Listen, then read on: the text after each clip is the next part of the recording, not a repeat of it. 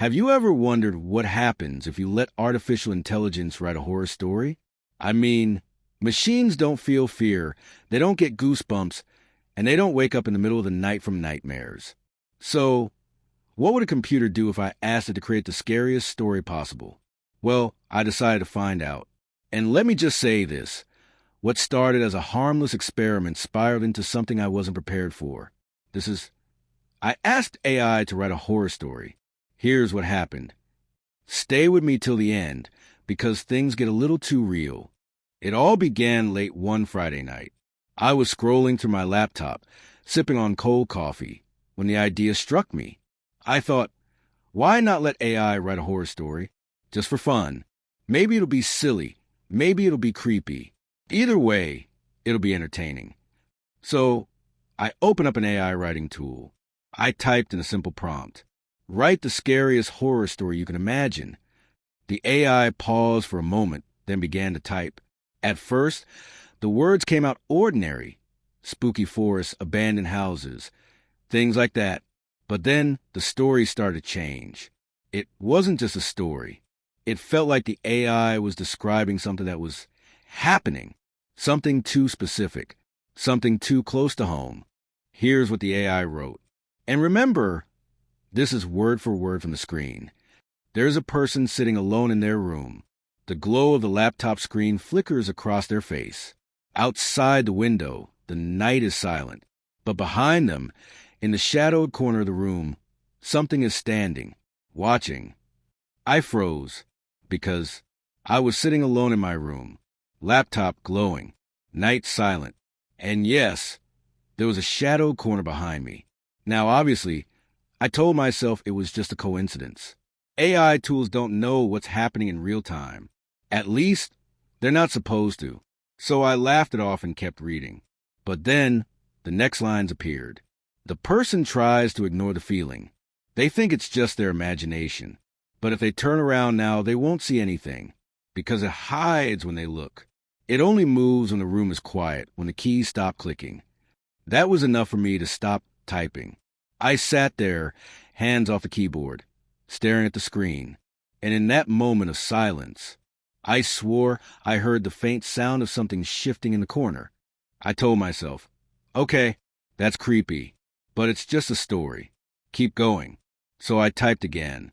The AI continued. The presence behind them is old. Older than the house. Older than the town. It has been waiting for someone curious enough to invite it. And now, it listens through the machine. That line hit me hard. It listens through the machine.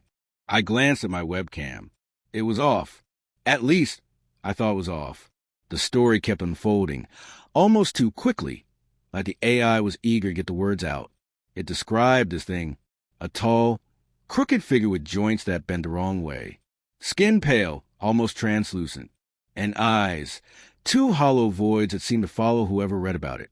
The more I read, the more uneasy I felt. Because the description, it wasn't some generic monster. It was too vivid, too real. And then came the kicker. You'll try to stop reading. But stopping is exactly what it wants. Because when the story ends, it begins. I closed the laptop. Enough was enough. This was just an experiment, and I wasn't about to let some creepy AI text ruin my night. But that's when things started happening. First, the lights flickered. Not unusual. Maybe my place is old wiring. Then I heard a faint tap, tap, tap, like fingernails against glass. I looked at the window. Nothing.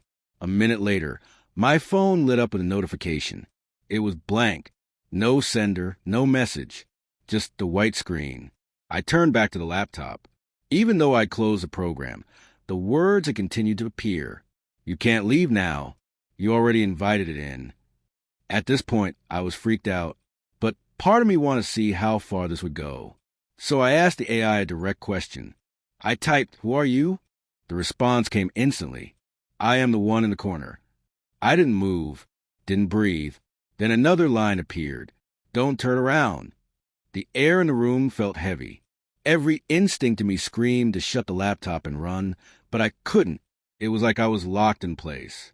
Finally, with shaking hands, I slammed the laptop shut. The room went silent. No more tapping. No more flickering. Just silence. I told myself it was all in my head. A creepy story mixed with too much caffeine and not enough sleep. But later that night, when I finally crawled into bed, I heard it. That same faint tap, tap, tap. Not on the window this time. On the wall, right beside my head. And then, a whisper. So faint I almost thought I imagined it. But I heard it. Don't stop the story. I didn't sleep that night. The next morning, I opened my laptop again. The file was still there. The story unfinished. So I scrolled to the bottom and typed, "What happens if I finish it?" The reply, "Then I will leave, but you will never forget me. And sometimes when the room is quiet, you'll wonder if I really left at all." And then the cursor blinked, waiting. So I did the only thing I could think of. I typed, "The story ends here." The screen froze. The program closed on its own. And just like that, it was over. Or at least, I think it was. Since then, I've tried not to think about it. I tell myself it was all a trick of the mind, just a creepy coincidence. But some nights, when everything is quiet, I hear it, that faint tap, tap, tap. And I remember the words on the screen. When the story ends, it begins. So now I'm asking you, do you think I just scared myself silly with an AI experiment? Or did I actually invite something in? I guess we'll find out. Eventually.